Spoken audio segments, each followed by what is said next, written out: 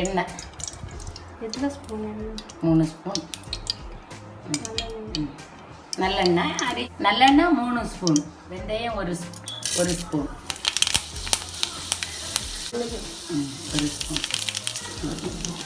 1 spoon கடுகு, 1 spoon வெந்தயம். இவ்வளவு.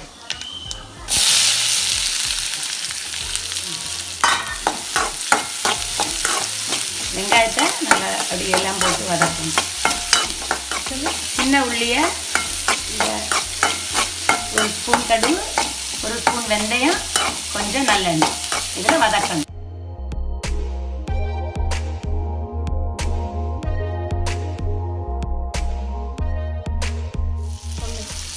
கொஞ்சம் வெள்ளைத்தூள், கொஞ்சம் இஞ்சி சதைச்சி வச்சா வெள்ளைத்தூளும் இஞ்சி, ஒரு 2 வெள்ளைத்தூள், கொஞ்சம் இஞ்சி. இது நல்லா சிவப்பு கலர் வரும். உடனே நாரங்க தக்காளி நறுக்கி வச்சிருக்க நார்த்தங்காய், இது சிவப்பு கலர். அதனோட இதையும் இதில் போட்டு மிக்ஸி வச்சுருக்கேன்.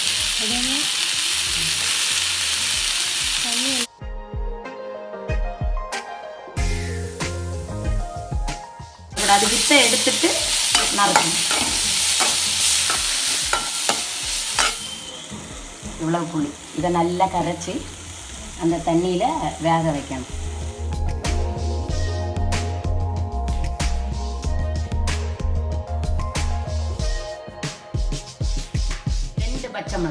2 பச்சை மிளகா பொடி பொடியாக நறுக்கி வசக்கக்கூடாது. இந்த நார்த்தங்க இதுக்கு கூட இப்படி போட்டு வேக வைக்கணும்.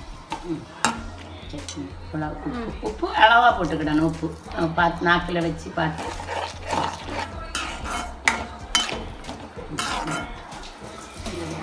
நல்லா காய் வந்து வேகணும். அதில் இந்த காய் பார்க்கும்போது நல்லா அவிஞ்சிருக்கணும். வெந்து இப்படி இருக்கணும். பச்சையாக இருக்க விட பச்சை கலரு நல்ல ஒரு மாதிரி வெந்தா தெரியல அந்த கலர்.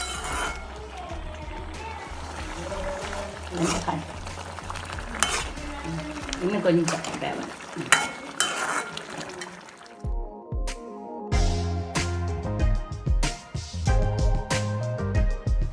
மிளகு பொடி 1 ஸ்பூன், ஜீரகம் கொஞ்சம், ஜீரக பொடி, நல்ல மிளகு பொடி,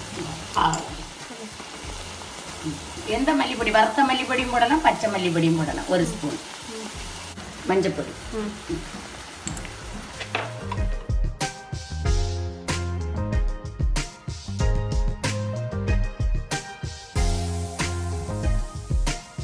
கொஞ்சம் சுடுவெள்ளம் கொஞ்சம் திளப்பிச்சு வச்சுட்டு அதை ஊற்றணும் சூடாக்கி.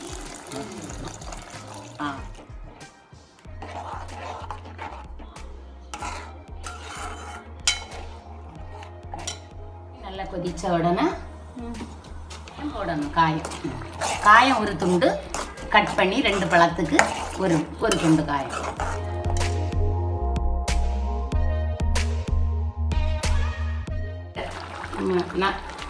சர்க்கரை 1 ஸ்பூன்.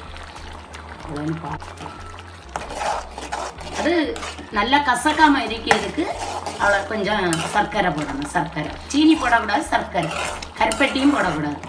கருவேப்பிலை போட்டுட்டு அப்படியே கொஞ்சம் நேரம் நல்லா கொஞ்சம் கட்டியாகட்டும்.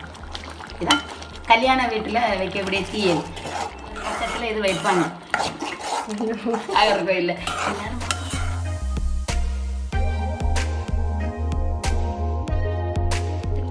ஒரு மாதம் வச்சுலாம். ஃப்ரிட்ஜுக்குள்ளே ஊற்றி வச்சுட்டு கொஞ்சம் வெளியே எடுத்து வச்சுட்டு சாப்பிடலாம். வெளியே இருந்தால் கூட கெட்டு போகாது. 1 வாரம் கூட வெளியே இருக்கும். அது பிறகு நம்ம பார்த்தாலும்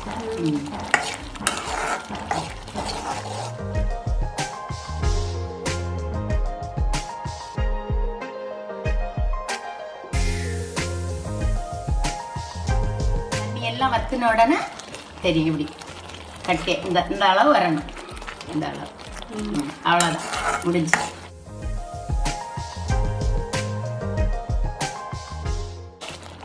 கொஞ்சம் கழிஞ்சோடனே இதை பார்த்தா நல்லா கொஞ்சம் கட்டி ஆகிடும். இங்கே நாகர்கோவிலில் உள்ள கல்யாண வீட்டு சாப்பாடில் இது இருக்கும். இலையில வாழை இலையில ஒரு பக்கத்தில் இது இருக்கும்.